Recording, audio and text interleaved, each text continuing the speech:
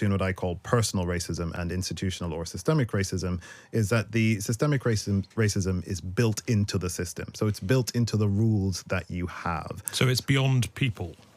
Not beyond people, in that people created it, but it is designed in such a way that even if the people following the rules aren't racist themselves, the rules will make sure that racist stuff happens. Give us some examples of that. Great. So the example that I use in the book is the British immigration system, which I really like. And I can't say that I've come up with any of that by myself. I took a lot of it from the work of historians like David Olusoga, who researched this kind of thing.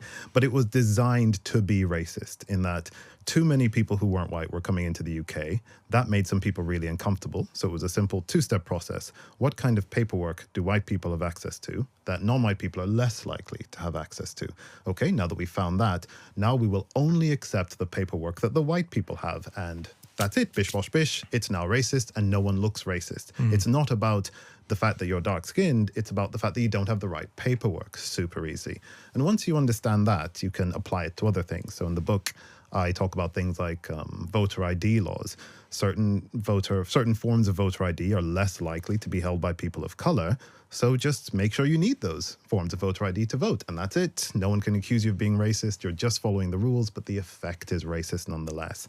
And then you can do certain kinds of clothing bans. So saying no hoodies worn in certain places. Certain bans on hairstyles are another example. So I can do things with my hair that you can't. And if you only ban those things, you're effectively only banning a certain race of people, but you never have to say that race of people. And sometimes on top of the systemic stuff is the fact that these systems are disproportionately applied. So I don't want to let people off the hook. People are definitely still being racist when they do it. There was a great example of a group of, I think, 4 white mothers who wore hoodies around a shopping center to prove that no one ever stops a white woman from wearing a hoodie. They only stop black men from wearing hoodies.